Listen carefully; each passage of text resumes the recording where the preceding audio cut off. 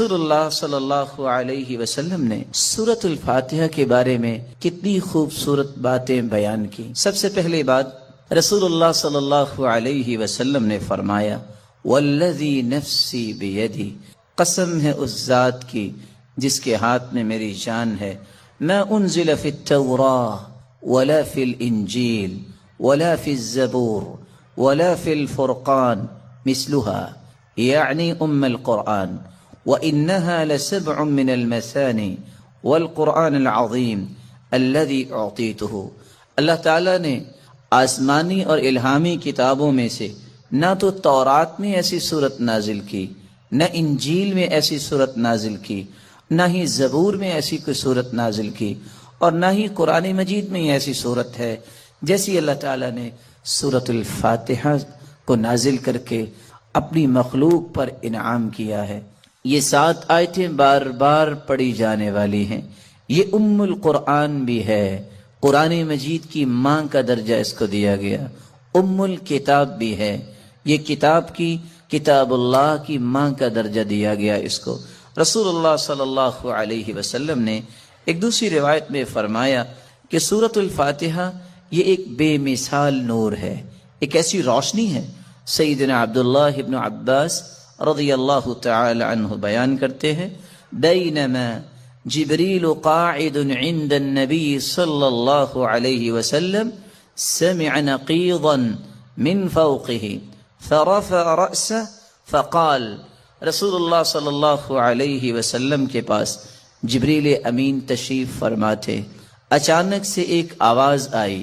رسول اللہ صلی اللہ علیہ وسلم نے اپنا سر مبارک اٹھایا اور پوچھا یہ آواز کیسی ہے؟ تو جبریل امین نے جواب دیا، هذا باب من السماء فتح اليوم لم يفتح قط الا اليوم، آسمان کا یہ وہ دروازہ کھلا ہے جو آج تک نہیں کھلا تھا۔ فنزل منه ملک، اور اس دروازے سے ایک فرشتہ زمین کی طرف اترا ہے۔ فقال هذا ملک نزل الى الارض لم ينزل قط، پہلے نہیں اتارا گیا یہ فرشتہ الا اليوم، آج ہی اس کو اترنے کا حکم دیا گیا۔ فسلم، اور اس فرشتے نے اتر کر سلام کہا۔ وقال ابشر بنورین، اے اللہ کے محبوب 2 روشنیوں کے لیے، 2 روشنیاں اور 2 نوروں کے ساتھ آپ کو خوشخبری دینے آیا ہوں۔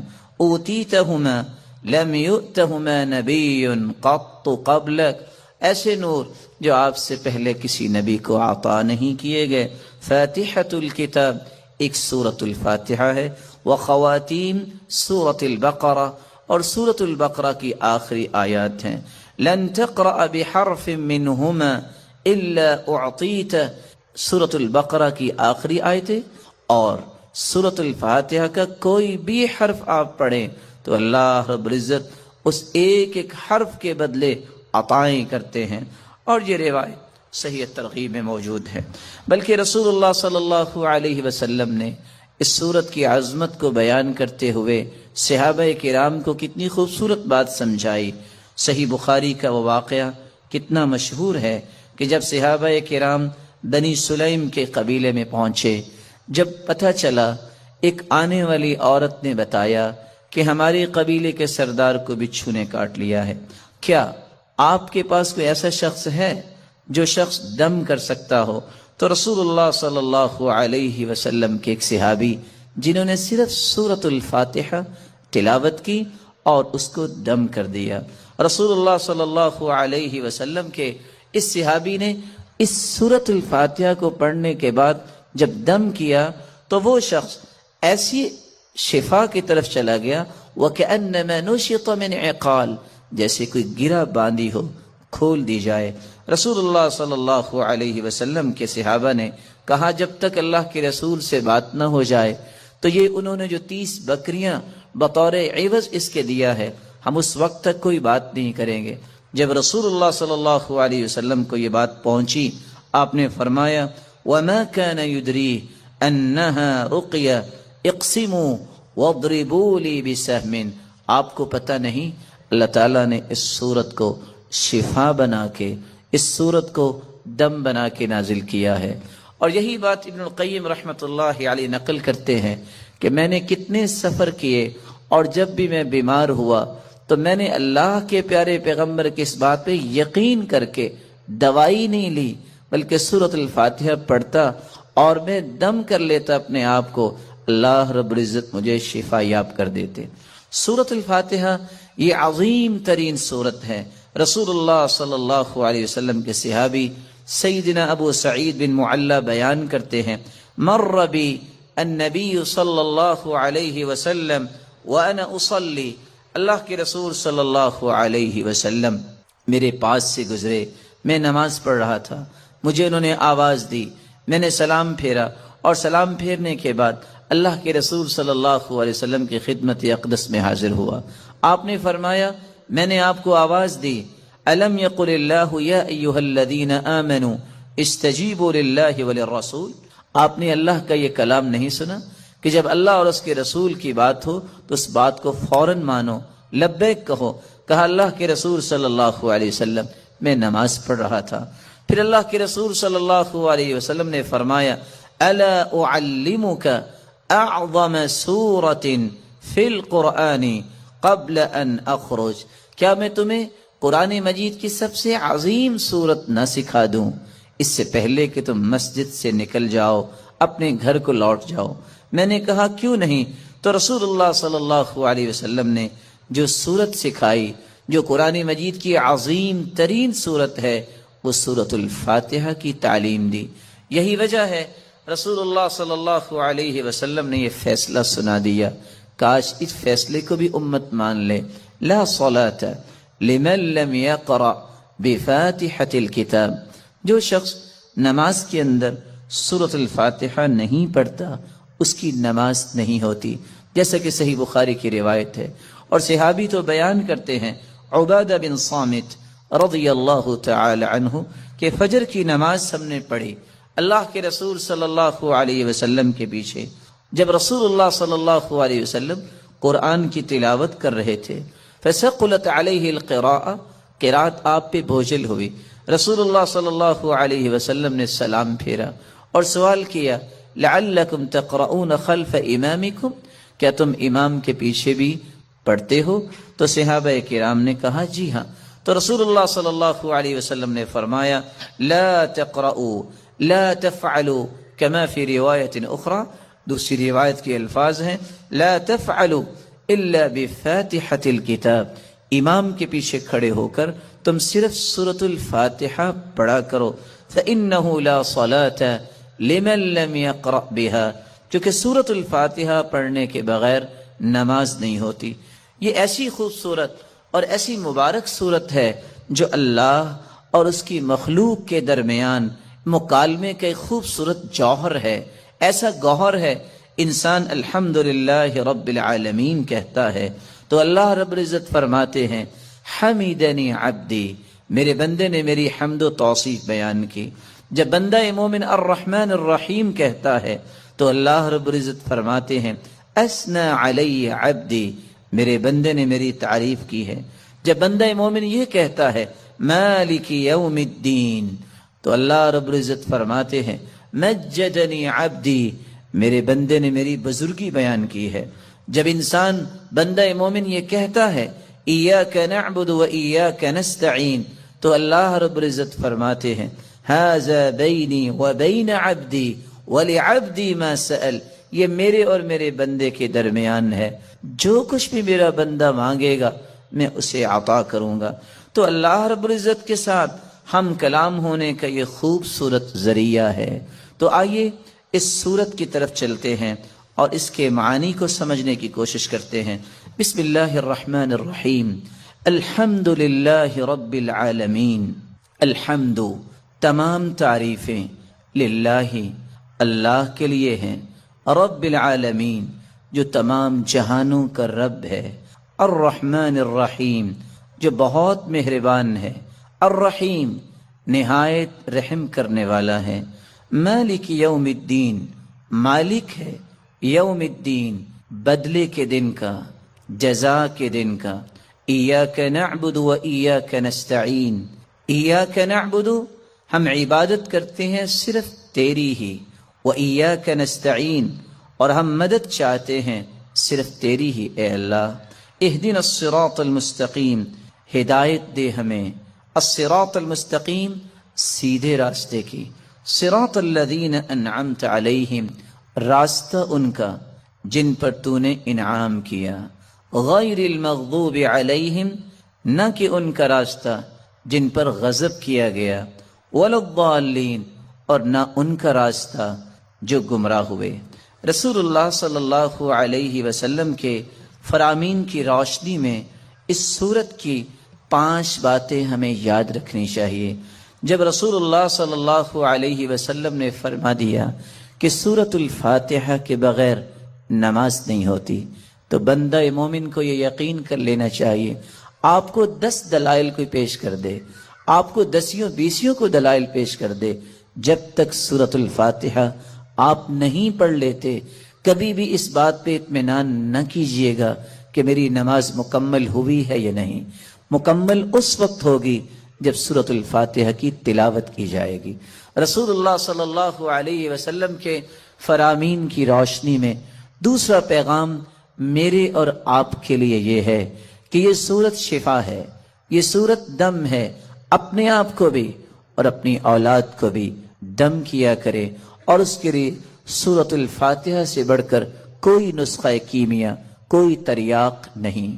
تیسرا پیغام اس سورت کا جو مجھے اور آپ کو سمجھنا ہے کہ اللہ کی تعریف اللہ کو بہت پسند ہے۔ یہی وجہ ہے عبداللہ ابن عباس رضی اللہ تعالی عنہ فرمایا کرتے تھے، الحمدللہ ہر شکر کرنے والے کی زبان کا یہ وطیرہ ہے۔ الحمدللہ سب سے پہلے آدم علیہ السلام نے جو کلمہ اللہ نے جب انہیں پیدا کیا، روح ڈالی، تو سب سے پہلا کلمہ جو ان کی زبان پہ آیا وہ الحمدللہ تھا۔ نوح علیہ السلام نے بھی کہا فَقُلِ الْحَمْدُ لِلَّهِ الَّذِي نَجَّانَا مِنَ الْقَوْمِ الظَّالِمِينَ، اور ابراہیم علیہ السلام نے بھی یہی کہا الحمدللہ الذی وہب لی علی الکبر اسماعیل و اسحاق، اور داود اور سلیمان علیہم السلام کے قصے میں بھی یہی بات ملتی ہے، وقال الحمدللہ الذی فضلنا علی کثیر من عباده المؤمنین، اور اللہ رب العزت نے اپنے پیغمبر سے بھی مخاطب ہو کر فرمایا وقل الحمدللہ الذی لم يتخذ ولدا، اور اللہ رب العزت نے قرآن مجید میں اس بات کا تذکرہ کیا کہ جنتیوں کی زبان پہ بھی اگر کوئی بات ہوگی تو وہ یہی ہوگی الحمدللہ الذی اذهب عنا الحزن، اور وآخر دعواہم ان الحمدللہ رب العالمین، اور حدیث یہ بتاتی ہے اول من یدعى الى الجنہ الحمادون، سب سے پہلے اگر جنت کی طرف کسی کو آواز دی جائے گی، بلایا جائے گا، تو وہ لوگ ہوں گے الحمادون جو اللہ کی تعریفیں کرنے والے ہیں۔ اور اللہ کے رسول صلی اللہ علیہ وسلم کو قیامت کے دن جو جھنڈا دیا جائے گا لواء الحمد، وہ اللہ کی تعریف کا وہ پرچم ہوگا۔ آدم فمن سواہ تحت لوائی، رسول اللہ صلی اللہ علیہ وسلم نے فرمایا آدم سے لے کر قیامت تک آنے والی آدمیت بشمول انبیاء اور انسانیت میرے اس پرچم تلے ہوگی، اور اللہ کے رسول صلی اللہ علیہ وسلم کو مقام محمود عطا کیا جائے گا۔ اللہ کی تعریف یہ اللہ کو بہت پسند ہے، اور اس بات کو سمجھانے کے لیے میں ایک اور حدیث پیش کرنا چاہوں گا۔ رسول اللہ صلی اللہ علیہ وسلم کے صحابی بیان کرتے ہیں قیامت کو جو ترازو قائم کیا جائے گا، جس ترازو میں نیکیاں اور برائیاں ان کا وزن ہوگا، اتنا بڑا ترازو ہوگا، لو وضعت السماوات والارض ومن فیہن فی کفہ لوسعتہن، اگر 7 آسمان اور 7 زمینیں اس ترازو کے ایک پلڑے میں رکھ دیے جائیں تو ایک پلڑا بھی بھرے گا نہیں۔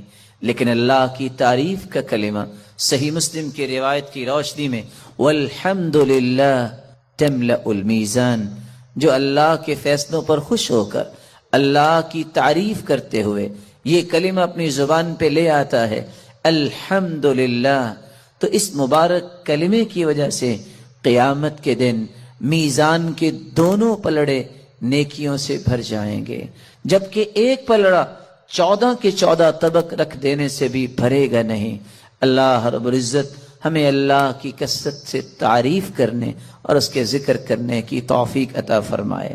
چوتھی نصیحت اور چوتھا پیغام اس سورت کا یہ ہے کہ ہم نماز کی ہر رکعت میں جب یہ کہتے ہیں ایاک نعبد و ایاک نستعین، اللہ تیری ہی عبادت کرتے ہیں اور مدد بھی تجھ ہی سے مانگتے ہیں، تو پھر کسی بندہ مومن کو اس بات کو بھلانا نہیں چاہیے۔ وہ زندگی کے ہر حصے میں یہی کہے، میرا رکوع، میرا قیام، میرا سجدہ، میری دعا، میری نظر و نیاز اور میرا توکل، میری انابت، میرا رجوع، ہر وہ چیز جو عبادت بن سکتی ہے وہ صرف ایک اللہ کے لیے ہے۔ اس کو بھلائے نہیں، اور مدد مانگتے وقت بھی اس حدیث کو بھی نہ بھلائے اور اس اقرار کو بھی نہ بھلائے، فَإِذَا اسْتَعَنْتَ فَاسْتَعِنْ بِاللَّهِ، جب بھی تم مدد طلب کرو تو اللہ سے مدد طلب کیا کرو۔ پانچواں پیغام جو بالکل بھلانے والا نہیں، اور یہ بہت خوبصورت پیغام ہے اس سورت کا، کہ جب ہم مانگتے اللہ تعالیٰ سے یہ ہیں کہ اللہ ہمیں صراط مستقیم نصیب فرما، اور یہ وہ صراط مستقیم ہے جو اللہ تعالیٰ نے اپنے انعام یافتہ لوگوں کو عطا کیا۔ اور انعام پانے والے لوگ کون ہیں؟ اولئک الذین انعم اللہ علیہم من النبیین والصدیقین والشہداء والصالحین۔ وہ انبیاء کا راستہ ہم مانگتے ہیں، صدیقین کا راستہ مانگتے ہیں، شہداء کا راستہ مانگتے ہیں، صالحین کا راستہ مانگتے ہیں۔ وحسن اولئک رفیقا، ان سے بڑھ کے خوبصورت رفاقت کس کی ہو سکتی ہے؟ اتنی سعادت کہ ہم مانگتے ہیں اے اللہ قیامت کے دن انبیاء کی صف میں ہمیں بھی کھڑا فرما، شہداء، صالحین اور نیک لوگوں کا ساتھ نصیب فرما، لیکن ساتھ اس بات کا مطالبہ کرتے ہیں اللہ ہمیں یہودیوں کا راستہ، عیسائیوں کا راستہ، مغضوب علیہم یہود ہیں، الضالین عیسائی ہیں، وہ لوگ جن پہ اللہ کا غضب ہوا کیونکہ انہوں نے اللہ کی کتاب کو ٹھکرا دیا اور علم سیکھنے سے ہی اپنے آپ کو دور رکھا۔ عیسائیوں کو کیوں ضالین کہا گیا؟ یہ کیوں گمراہ ہیں؟ پڑھنے کے باوجود انہوں نے عمل کرنا پسند نہیں کیا۔ اس لیے ہم راستہ مانگتے ہیں اللہ تعالیٰ سے انبیاء اور شہداء اور صالحین اور صدیقین کا، جن کو علم سے محبت تھی، جن کو اللہ کا تقرب حاصل کرنے کا ذوق اور شوق تھا۔ یہی وجہ ہے کہ حکم آ گیا کہ جب تم وللضالین امام کہتا ہے تو تم آمین کہا کرو، اللہم استجب دعاءنا، اے اللہ ہماری دعا کو قبول فرما۔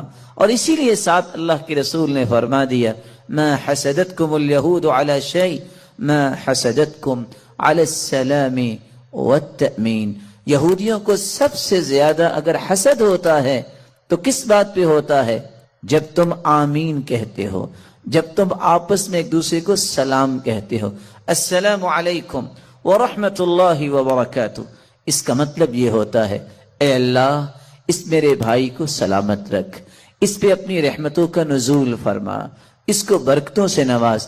یہودی اس بات کو پسند نہیں کرتا کہ کسی مسلمان کو خیر مل جائے، اس پہ رحمت کا نزول ہو، اس پہ برکتوں کا نزول ہو۔ اس لیے سب سے زیادہ تکلیف، سب سے زیادہ دکھ، سب سے زیادہ حسد یہودی کو اس وقت ہوتا ہے جب تم آپس میں سلام کہتے ہو اور جب تم امام کے پیچھے کھڑے ہو کر یا اکیلے نماز پڑھتے ہو تو الضالین کے بعد آمین کہتے ہو۔ اللہ رب العزت کے اس پیارے پیغام کی روشنی میں ہمیں آمین کا التزام اسی طرح ہی کرنا چاہیے جس طرح صحابہ کرام کا تھا۔ حتیٰ کہ روایت کے الفاظ ہیں حتیٰ ان لمسجد رسول اللہ صلی اللہ علیہ وسلم للجہ، صحابہ کرام بلند آواز سے آمین کہتے یہاں تک کہ اللہ کے رسول صلی اللہ علیہ وسلم کی مسجد میں گونج اٹھتی۔ مجھے امید ہے کہ آپ بھی اس بات پہ اتفاق کریں۔ کہا کرتے تھے جس کا ایمان ہے اللہ اسے زندگی میں کبھی بھوکا نہیں رکھے۔ اس لیے زندگی کو ضرورت سمجھ کے گزارا کرو، خواہش سمجھ کے گزارا نہ کرو۔ ضرورت تو اللہ کٹے ہوئے ہاتھوں والوں کی بھی پوری کر دیتے ہیں، خواہشیں تو کبھی بادشاہوں کی بھی پوری نہیں۔ بادشاہ کی تو یہ بھی خواہش ہوتی ہے کہ ساتھ والا ملک بھی مجھے مل جائے۔ اس وقت دوڑ اس بات کی نہیں ہے کہ ہمارے پاس کھانے کو کچھ نہیں، دوڑ سٹیٹس کی ہے، دوڑ فیم کی ہے کہ شہرت مجھے بھی ملے۔ موت کے منہ میں ہاتھ ڈالنے کے لیے انسان تیار ہوتا ہے کہ میرا بھی سٹیٹس فلان جیسا ہونا چاہیے، میری بھی فیم اس طرح کی ہونی چاہیے۔ حالانکہ اس مسکین کو یہ پتہ ہونا چاہیے کہ اس کا سٹیٹس اس نے خود نہیں بنایا، اس اللہ نے دیا۔ اس مسکین کو پتہ ہونا چاہیے کہ اس کی تعریف اگر لوگ کرتے ہیں تو اس میں کوئی کمال نہیں ہے، اللہ کی رحمت ہے۔ جتنا وہ غلط راستوں پہ اپنے آپ کو لگا کے چیزیں چاہتا ہے، اتنا اللہ کے سامنے گر پڑے تو اللہ اس سے بھی زیادہ اس کا سٹیٹس بنا۔ رسول اللہ صلی اللہ علیہ وسلم نے اس لیے فرمایا تھا من كانت الآخرۃ ہمہ، آخرت کا غم جس کے دل میں آ جائے، جمع اللہ لہ شملہ، اللہ اس کے کام کو مرتب منظم بنا دیتے۔ وجعل غناہ فی قلبہ، دل ہر وقت غنا سے لبریز رہتا ہے، چاہت ہی کو نہیں، تمنا ہی کو نہیں، سب کچھ ہے، نہ اسے کو کھانے کی وہ شوق اور ذوق، یہ کھانا ہوگا تو بڑا ٹیسٹی ہوگا، کہتا ہے سب اللہ کی نعمت ہے، نہ اس کو یہ غرض یہ چیز ہوگی تو پھر ہوگا، کہتا ہے جو کچھ ہے میں اس کے بھی قابل نہیں تھا۔ جعل غناہ فی قلبی، دل بھر دیتے ہیں اللہ، صرف دل نہیں بھرتے، اللہ آنکھیں بھی بھر دیتے ہیں۔ بعض لوگوں کے پاس کروڑوں کا مال ہو، ان کی آنکھیں بھی بھوکی ہوتی ہیں اور دل بھی بھوکا ہوتا ہے، قریب ہے کہ اس بھوک کی وجہ سے کہیں مر نہ جائیں وہ۔ اور دعا کرنی چاہیے اللہ ایسے دل سے اور ایسی سوچ سے بھی بنا دے جن کے اندر اللہ نے بھوک رکھی ہے، کبھی شہرت کی بھوک، کبھی مال کی بھوک، کبھی تعریف کی بھوک۔ اور مولانا اسماعیل سلفی رحمہ اللہ نے سچ کہا تھا، جس شخصیت نے اس مرکز کی بنیاد رکھی کہ بندے کو پیٹ کی بھوک ہو، وہ سارا دن روزہ بھی رکھ لیتا ہے اور 8 پہروں کا روزہ بھی رکھ لیتا ہے، کھانا مل جائے تو بھوک ختم ہو جاتی ہے۔ لیکن جس شخص کے اندر تعریف کی بھوک آ جائے، شہرت اور لالچ کی بھوک آ جائے، یہ ساری زندگی اپنا ماتھا رگڑتا رہتا ہے اور اپنے آپ کو گھسیٹتا رہتا ہے، اس کی بھوک ختم نہیں ہو، مٹی میں چلا جائے گا، اس کی بھوک ختم نہیں ہو۔ اس لیے اللہ تعالیٰ سے دعا کرنی چاہیے بیماری اللہ کسی کو نہ لگائے۔ جعل غناہ فی قلبہ واتته الدنیا وہی راغمہ، آخرت کا غم دل میں آ جائے تو میرے مالک کے وعدے دیکھیں کتنے پیارے ہیں۔ آپ نے دیکھا ہوگا جب انسان چلتا ہے تو سایہ اس کے پیچھے پیچھے چلتا، جب رک کے دیکھے نا کہ سایہ آ رہا ہے کہ نہیں آ رہا تو سایہ بھی رک جاتا۔ چلتے جاؤ دین کے لیے، جتنا تیز دوڑو گے دنیا بھی تیزی کے ساتھ آپ کی طرف دوڑ کے آئے۔ اور حدیث کیا کہہ رہی ہے، وَآتَتْ الدُّنْيَا وَهِيَ رَاغِمَةٌ، دنیا آئے گی اس کے پاس، ایسے نہیں آئے گی کہ وہ منتیں کرتا پھرے گا، نہیں، دنیا ایسے آئے گی جیسے مالک کے سامنے غلام سواری کو نکیل ڈال کے مالک کے سامنے پیش کر دے۔ اس کے لیے آخرت کا غم دل میں ہونا۔ لیکن اگر نشہ دنیا کا آ گیا، وَمَنْ كَانَتِ الدُّنْيَا هَمَّهُ، جس کے دل میں ایک ہی غم ہے کہ کیا بنے گا، میرا نہیں کوئی نام لے رہا، میری کوئی اس طرح کی پہنچ نہیں ہے، فلاں کے پاس تو بڑا گھر ہے، فلاں نے تو گاڑی رکھی ہوئی ہے، فلاں کی تو زمینیں ہیں، تو کیا یہ سوچ سوچ کے مر جائیں؟ اللہ نے فیصلے کیے، کیا اس کا نتیجہ یہ ہے کہ کسی دیوار پہ ٹکر مارے؟ اگر آپ کو یہ چیزیں بھلی لگتی ہیں، وضو کرو، 2 رکعتیں پڑھو، ہاتھ اٹھا کے کہہ دو میرے مالک دینے والا تو تو ہے، مجھے بھی عطا کر دے۔ اللہ تمہیں وہ دیں گے جو تمہاری آنکھوں نے دیکھا نہیں ہوگا۔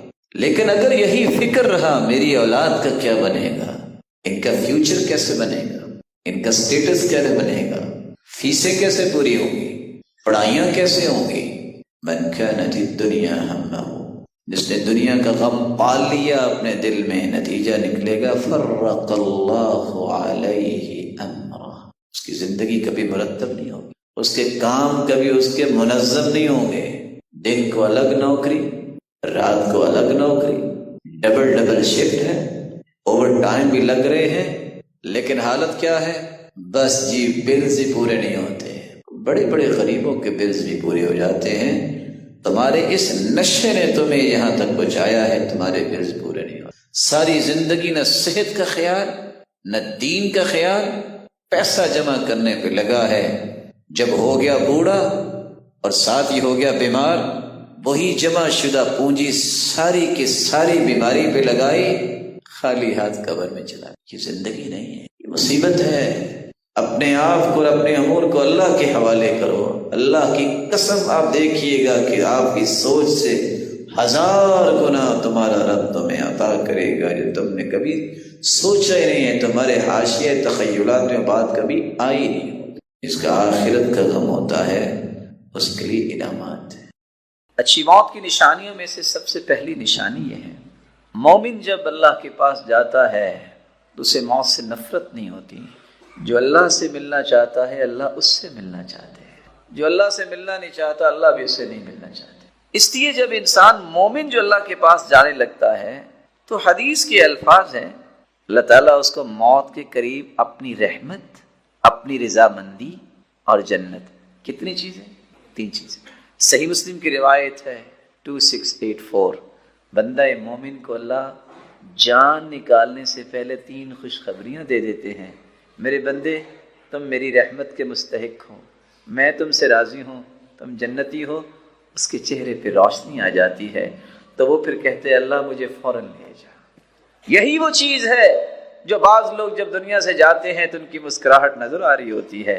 اللہ سبحانہ و تعالیٰ نیک لوگوں کو خوشخبری دلوا دیتے ہیں، اور جب کسی کو اللہ عز جلال اچھی موت نہیں دیتے، کافر جو ہوتا ہے اس کو بھی خوشخبری سنائی جاتی ہے۔ وہ خوشخبری کیا ہے؟ تمہیں عذاب بھی ملے گا اور اللہ تجھ سے ناراض ہیں۔ اب سوچ سکتے ہیں پھر وہ عذاب اور ناراضگی کو لینے کے لیے کیسے چاہت کرے گا کہ میں اللہ سے ملوں۔ اللہ عز جلال موت سے پہلے ہر ایک کو اپنی رحمت، رضامندی اور جنت کی خوشخبری نصیب فرمائے۔ اچھی موت کی ایک دوسری نشانی یہ ہے کہ انسان جمعے کے دن فوت ہو، یہ جمعے کی رات کو فوت ہو۔ رسول اکرم صلی اللہ علیہ وسلم کا فرمان ہے، جامع ترمذی کی روایت ہے 1074، جو شخص جمعے کے دن یا جمعے کی رات کو فوت ہو جاتا ہے اللہ اسے عذاب قبر سے محفوظ کر دیتا ہے۔ ایک تیسری بات بھی جو ہے انسان کی اچھی موت کی نشانی ہے، رسول اللہ صلی اللہ علیہ وآلہ وسلم نے فرمایا، جو اللہ عز و جلال کی راہ میں شہید ہو جائے، اس سے اچھی موت کون سی ہو سکتی ہے؟ صحابہ کرام نے سوال کیا، اس کا مطلب ہے شہید تو بہت تھوڑے ہوں گے؟ فرمایا سنو، شہید جو ہیں وہ تھوڑے نہیں ہیں، بلکہ آپ صلی اللہ علیہ وسلم نے پھر اس کی اقسام گنوائیں۔ فرمایا ایک وہ ہے جو اللہ عز و جلال کی راہ میں دین کی سربلندی کے لیے اپنی جان کا نذرانہ پیش کرتا ہے، ایک شہید ہے وہ۔ والغرق شہید، کوئی ڈوب کے فوت ہو جائے وہ بھی شہید۔ والہدم، اگر کسی پہ کوئی دیوار گر گئی ہے یا کوئی اور چیز گر گئی ہے وہ فوت ہو جائے تو وہ بھی شہید۔ والموت بالحرق، کوئی آگ میں جھلس گیا فوت ہو گیا وہ بھی شہید۔ والمبطون شہید، ایسا انسان جس کو پیٹ کی بیماری کوئی بھی بیماری لگی ہے وہ بھی شہید۔ والمقطوعون شہید، اور طاعون کی بیماری میں جو فوت ہو گیا وہ بھی شہید۔ من قتل دون عرضه فهو شہید، جو اپنی عزت بچاتے ہوئے فوت ہو گیا وہ بھی شہید۔ آپ صلی اللہ علیہ وآلہ وسلم نے کہا تھا لمبی امیدوں سے بچ جاؤ، مت سوچو ابھی میں جوان ہوں گا، پھر میں بوڑھا ہوں گا، پھر جا کے مجھے بخار ہوگا یا کوئی مسئلہ ہوگا، غم آئے گا، پھر مجھے دل کی بیماری لگے گی۔ یہ عام لوگوں کی سوچیں ہیں۔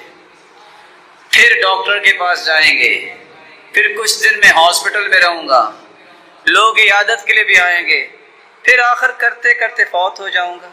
فرمایا اذا امسیت فلا تنتظر الصباح، شام ہو جائے تو صبح کا انتظار نہ کرنا۔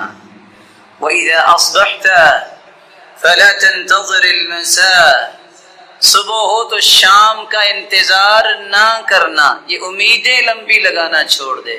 صلاح اول هذه الامه بالزهد واليقين ويهلك آخرها بالبخل والامل، صحیح الجامع کی روایت ہے۔ اور دوسری روایت نجا اول هذه الامه بالزهد واليقين، پہلے لوگوں کو نجات ملی، ان کی اصلاح کا راز یہ تھا، ان کے اندر یقین تھا اللہ کی ذات پر بھی، قرآن پر بھی، آخرت پر بھی، موت پر بھی، اور ان کے اندر زہد تھا۔ زہد یہ ہے ہر وہ چیز جو اللہ کی راہ میں رکاوٹ بنے اس کو چھوڑ دینا۔ ان کے اندر تقویٰ تھا، اور امام بغوی رحمۃ اللہ علیہ نے تقوی کی عجیب تعریف کی۔ فرمایا تقویٰ یہ ہے جب تک انسان اپنے آپ سے دوسروں کو افضل نہیں مانتا وہ متقی بن ہی نہیں سکتا۔ سبحان اللہ، یہ وہ بات ہے امام بغوی کی جو حدیث کی روشنی میں انہوں نے کہی کہ عمر رضی اللہ تعالی عنہ، عبد الرحمن ابن عوف رضی اللہ تعالی عنہ عالمی منڈی میں صف اول کے تاجر ہیں، صف اول کے نمازی ہیں۔ یہ وہ صحابی ہیں جن کے پیچھے محمد مصطفیٰ نے بھی نماز پڑھی۔ جب آپ سلوک کروانے گئے اور سلوک کرواتے کرواتے لیٹ ہو گئے تو عبد الرحمن بن عوف نماز پڑھا رہے تھے، اور اللہ کے رسول صلی اللہ علیہ وسلم آ کے ملے، اور جو رکعتیں دو رہ گئی تھی آپ نے بعد میں پڑھی۔ یہ وہ صحابی ہیں جن کے پاس سعد رضی اللہ تعالیٰ عنہ کی بیٹی نظر آئی، اس کے دیکھ کے کھانا کھاتے کھاتے چھوڑ کے رونے لگ گئے۔ کہتے ہیں یہ اس انسان کی بیٹی ہے، ہوا خیر منی، وہ مجھ سے اچھا تھا۔ اللہ کے اشرا مبشرہ میں سے عبد الرحمن بن عوف ہے، کہتے ہیں یہ اس کی بیٹی ہے جو مجھ سے اچھا تھا۔ رسول اللہ صلی اللہ علیہ وآلہ وسلم نے اسے فرمایا جب صبح کرو تو شام کا انتظار نہ کرو، شام کرو تو صبح کا انتظار نہ کرو۔ لمبی امیدیں یہ امت کے آخری لوگوں کو ہلاک کر دیں گی، اور بخل ہلاک کر دے گا۔ بخل کا معنی صرف یہ نہیں ہے کہ آپ مال نہیں خرچ کرتے، اپنی صلاحیت، اپنی صحیح رہنمائی اور مشورہ، اپنا وقت، اپنی ہر وہ صلاحیت جس سے آپ امت کو نفع دے سکتے ہیں اس کو خرچ کرنے میں بخل کرنا، یا اپنے بناوٹی اصول کشید کر کے اس کے مطابق صلاحیتوں کو لگانا، یہ وہ بخل ہے۔ مال کا بخل اتنا خطرناک ہے کہ قیامت کو وہ گنجا سانپ بن جائے گا۔ یہ صلاحیتیں جو اللہ نے عطا کی ہے جس سے آپ امت کو قائم کرنا اور اس کو کھڑا کرنے کا کردار ادا کر سکتے ہیں، اتحاد و اتفاق اور یگانگت کے ساتھ۔ اگر اس میں بھی بخل ہوا تو یہ سزائیں بھی کل قیامت کو تیار ہوں گی۔ کیا کمال کا فکر تھا ابن القیم رحمۃ اللہ علیہ کا۔ وہ کہا کرتے تھے مال کا بخل جو ہے وہ تو وہ کر سکتے ہیں جن کے پاس مال ہو، لیکن مال امیروں کے پاس ہوتا ہے۔ صلاحیت کا بخل جو ہے یہ غریب بھی کرتے ہیں، کیونکہ اکثر غریب لوگ زیادہ صلاحیتوں والے ہوتے ہیں۔ اور جتنا بھی دیکھا گیا ہے کہ بڑے بڑے کام ان لوگوں نے کیے ہیں جو پیسے کے پیچھے نہیں گئے۔ حسن بصری رحمہ اللہ تعالی کی بات کو دلیل بناتے ہوئے جب انہوں نے کہا بیٹا ذرا جا کے دیکھو مسجد میں پہلی صف میں کون بیٹھے ہیں، دوسری تیسری میں کون بیٹھے ہیں، تو شاگرد نے آگے بتایا سارے فقیر ہی بیٹھے ہیں۔ کہا بیٹا ایک بات یاد رکھنا، قیامت کو بھی یہ صفیں اسی طرح ہی بننی ہے، قیامت کو بھی صفیں اسی طرح ہی بننی ہے۔ اللہ کے نزدیک وہی ہوگا جو آج دنیا میں پہلی صف میں ہوتا ہے۔ اور صحیح بخاری کی روایت ہے جو جتنا پیچھے رہتا ہے فاخرہ اللہ اس کو بھی اتنا اپنی رحمت سے دھکیل دیتے ہیں، پیچھے کر دیتے ہیں۔ ایسے تو نہیں اللہ کے رسول نے فرما دیا تھا لو يعلم الناس ما في النداء والصف الاول ثم لم يجدوا الا ان يستهموا عليه لاستهموا عليه۔ اگر لوگوں کو پتہ چل جائے اذان کا اور اس کی فضیلت کا اور پہلی صف کا تو ان کو قرآ ڈالنا پڑے تو قرآ ڈال کے وہ آ کے پہلی صف میں بیٹھے۔ اسی لیے صحابی نے قرآ ڈالا تھا کہ اذان میں نے کہنی ہے، دوسرا کہتا تھا میں نے کہنی، قرآ ڈالا گیا۔ وَلَوْ حَبْوًا پیدل چل کے آنا دور کی بات ہے، گھٹنوں پہ رینگ کے آنا بھی پڑے تو پہلی صف میں پہنچے۔ اتنی فضیلت ہے۔ ہر کام کی پہلی صف میں کھڑا وہی ہوتا ہے جس نے اللہ کے ہاں پہلی صفوں میں کھڑا ہونا ہے۔ اور حدیث کے الفاظ 120 صفیں قیامت کو ہوں گی جنتیوں کی، 80 صفیں صرف اس امت کی ہوں گی، اور باقی 40 صفیں 1,24,000 پیغمبروں کی امتوں میں سے ہوں گی۔ یہ بھی ایک بہت بڑا اعزاز ہے اس امت کا کہ اس امت سے جنتی ان کی 80 صفحے ہوں گی اور 40 صفحے باقی تمام امتوں کی۔ رسول اکرم صلی اللہ علیہ وآلہ وسلم نے موت کی تیاری کا دوسرا طریقہ بیان کیا ہے۔ یا من بدنیا اشتغل وقد غرك طول الامل الموت يأتي بغتة والقبر صندوق العمل۔ یا من بدنیا اشتغل، اے دنیا میں اپنے سر مارنے والے، ملے گا کچھ نہیں۔ تم نماز پڑھ لو، روزہ رکھ لو، تمہاری دنیا بھی دین بن جائے گی۔ تم اللہ کی مرضی کے مطابق دنیا کے بھی معاملات کر لو تو وہ دنیا نہیں رہتی، وہ بھی دین بن جائے گا۔ مرضی اپنی نہیں، رب کی مرضی کے مطابق آ جاؤ گے، تمہارا شاپ پہ بیٹھنا، پھٹے پہ بیٹھنا، کسی آفس میں بیٹھنا بھی عبادت بن جائے گا۔ الموت یأتی بغتہ، موت اچانک آتی ہے۔ اے لمبی امیدوں میں گمراہ ہونے والے، وقد غرک طول الامل، لمبی امیدوں نے دھوکہ دے رکھا، یہ کروں گا، یہ کروں گا، یہ کروں گا، کرتے کرتے کرتے ہوتا وہ ہے جو اللہ نے فیصلہ کیا اور پتہ چلا وہ تو جی فوت ہو چکا ہے اور دفنایا بھی جا چکا ہے۔ مت لمبی امیدوں کے پیچھے لگو، بلکہ ہر وقت گناہوں سے توبہ کی جائے۔ رسول اللہ صلی اللہ علیہ وسلم نے فرمایا تھا ان للتوبة بابا عرض ما بين مصراعي ما بين المشرق والمغرب لا يغلق حتى تطلع الشمس من مغربها۔ توبہ کا دروازہ کھلا ہے، کسی وقت بھی ہو سکتی ہے، کوئی وقت مقرر نہیں، قیامت تک یہ کھلا رہے گا۔ اور اتنا بڑا دروازہ جتنا مشرق و مغرب کا فاصلہ ہے، اتنا بڑا یہ توبہ کا دروازہ ہے۔ یہ اس دن بند ہوگا جس دن قیامت ہوگی۔ من مات فقد قامت قیامتہ، جو فوت ہو جاتا ہے اس کی قیامت تو قائم اسی دن ہی ہو جاتی ہے، اسی موت سے پہلے پہلے، بلکہ موت کی غرغراہٹ سے پہلے پہلے۔ حدیث میں آتا ہے توبہ کر لو، ان اللہ یقبل توبۃ العبد ما لم یغرغر ما لم یغرغل۔ دونوں روایتیں ہیں۔ موت کی غرغراہٹ، جب انسان بات کرتا ہے سمجھ نہیں آتی کہ وہ وقت ہوتا ہے فَإِذَا بَلَغَتِ الْحُلْقُومِ، جب روح ہنسلی تک پہنچ جاتی ہے، وَعَيَنَ الْمَلَكِ، فرشتہ نظر آ چکا ہوتا ہے اور اس کی نظریں ٹک جاتی ہیں، کچھ کہنا چاہتا ہے نہیں کہہ پاتا، ہمت نہیں ہے۔ عمر بن عاص رضی اللہ تعالیٰ عنہ بڑے بہادر انسان تھے۔ کہا مجھے تعجب ہوتا ہے ان لوگوں پہ جو دیکھ رہے ہوتے، جو بات کر رہے ہوتے، موت آ جاتی ہے تو کم از کم بتا ہی دے کیا ہو رہا ہے، موت کی تکلیفیں کیسی ہے، لیکن بتاتے نہیں۔ جب ان کا وقت آیا تو کسی نے کہا تم بتاؤ نا، تم تو بڑے بہادر ہو۔ کہا مجھے لگتا ہے ایسا ہے کہ ساتوں کے ساتوں آسمان میرے اوپر گر پڑے ہیں، مجھے ایسے لگ رہا ہے کہ ساتوں کے ساتوں آسمان میرے اوپر گر پڑے ہیں۔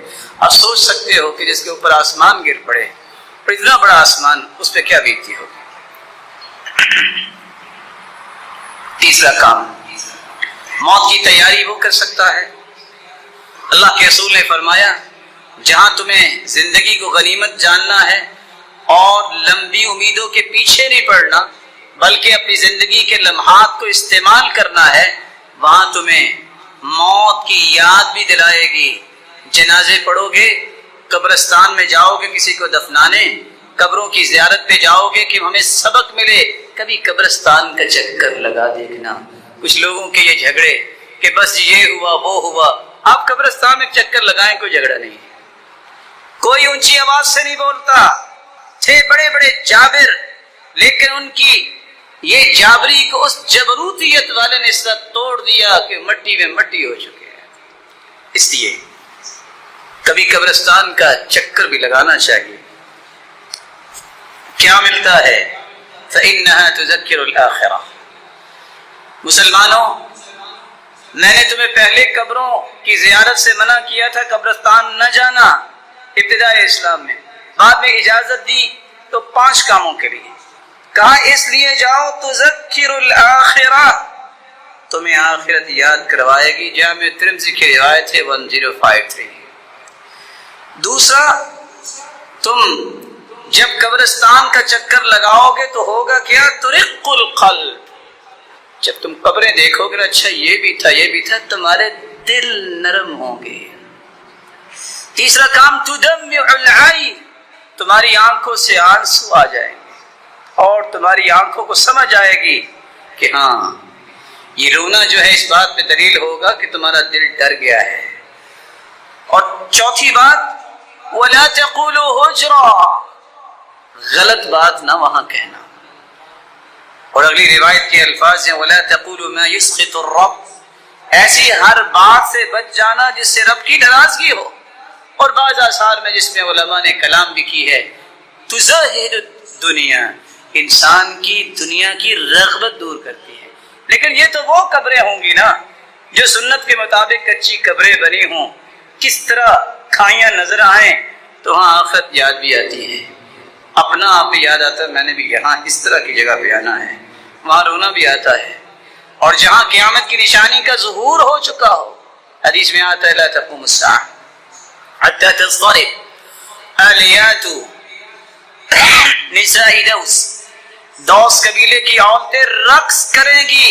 اس وقت تک قیامت نہیں آئے گی. اور کہاں کریں گی؟ حول ذی الخلصہ، ذو الخلصہ بت جو بنا ہوا ہے اس کے پاس رقص کریں گی. آج بڑے بڑے ابے اور بڑے بڑے دربار اور وہاں رقص بھی ہوتا ہے. شاید کہ گھروں میں اتنا مہنگا پتھر لگانا نصیب نہیں ہوتا. جہاں شریعت کی مخالفت کرتے ہوئے وہاں پتھر لگائے جاتے ہیں، وہاں کیسے موت یاد آتی ہے؟ وہاں کیسے آنسو آتے ہیں؟ وہاں کیسے آخرت یاد آئے گی؟ وہاں تو ایسا سلسلہ نہیں ہو سکتا. وہ تو کھائیاں نظر آئیں گی. نہا رسول اللہ صلی اللہ علیہ وسلم ان تجسس القبور وان یبنى علیها وان یکتب علیها وان توطا، اللہ کے رسول نے پختہ قبر بنانے سے بھی منع کیا. اس کے اوپر بلڈنگ بنانا، اس کے اوپر تعمیر کرنا، کوئی دربار کی شکل اس طرح کی کوئی بھی ایسی شکل دینا، اس سے بھی منع کیا ہے. کتبے لکھ لکھ کے لگانا، اس سے بھی منع کیا ہے. اور قبروں کی بے حرمتی سے بھی منع کیا ہے کہ انسان بھی چڑھا پھرے اور جانوروں کو بھی چھوڑ دے، پرواہ نہ کرے. قبروں کی حرمتی سے بھی منع کیا. چوتھا طریقہ جس سے موت کی تیاری ہوگی، اس موت کو یاد کیا جائے. اکثروا ذکر ہادم اللذات، کثرت سے موت یاد ہو، دل میں یہ خیال آئے نہ جانے کب دنیا سے چلے جانا.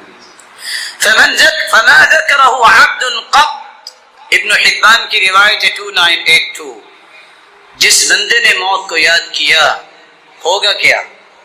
ہم موت کو یاد کرتے ہیں بیمار ہوتے ہیں. حدیث کہتی ہے جو موت کو یاد کر لے وَهُوَ فِي ضِيقٍ إِلَّا وَسَّعَهُ عَلَيْهِ، اگر کسی کڑن یا تنگی میں ہے اللہ اس کے دل میں فراخی پیدا کر دیتے ہیں. موت کا خوف کیا، اس کو یہ فکر ہوتی ہے کہ میں پھر جلدی سے تیاری سے چلا جاؤں. اس کی تنگیاں ختم ہوتی ہیں. اور یہی وجہ ہے کہ سلف کہا کرتے تھے جو موت کے خوف سے بیمار ہوتا ہے یہ اس کے ایمان کی کمزوری کی علامت ہے. جو موت کے خوف سے تیاری میں لگ جاتا ہے اس کے ایمان کی بلندی کی نشانی ہے. کیونکہ اللہ کے رسول نے فرما دیا وَهُوَ فِي ضِيقٍ إِلَّا وَسَّعَهُ عَلَيْهِ وَلَا ذَكَرَهُ وَهُوَ فِي سَاعَةٍ إِلَّا ضَيَّقَهُ عَلَيْهِ. اگر دنیا میں اس طرح مگن ہے پرواہ سے کو نہیں، موت کا خوف آ کے اس کو ادھر سے توجہ ہٹا کے وہ دنیا کو تنگی کی طرف لے آتا ہے کہ نہیں جنت میں اس سے بڑی نعمتیں ہیں، مجھے اس کے بارے میں سوچنا چاہیے، دنیا تو گزر ہی جانی.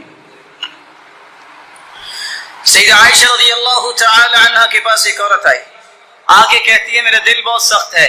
تو آپ نے وصیت کیا فرمائی؟ اکثری من ذکر الموت، موت کو کثرت سے یاد کیا کرو. اس نے جا کے ایسا ہی کیا، واپس آ کے شکریہ ادا کرتی ہے جب سے میں موت کو یاد کرتی ہوں نا کہ یہ میں کر رہی ہوں، موت آ گئی تو کیا بنے گا، میرے دل کی حالت بدل گئی. شکریہ ادا کر رہے. عمار ابن یاسر رضی اللہ تعالی عنہ کہا کرتے تھے موت کو یاد وہ کرتا ہے اس کی نشانی یہ ہے کفى بالموت واعظا وكفى باليقين غنى وكفى بالعبادة شغلا. موت یہ سب سے بڑا نصیحت کا پہلو ہے جو اسے اختیار کر لے. یقین یہ ہے کہ وہ مستغنی ہو جائے دنیا سے، ہوگا میرے رب کے حکم سے، دنیا کی کوئی طاقت میرا نہ بھلا کر سکتی ہے نہ نقصان کر سکتی۔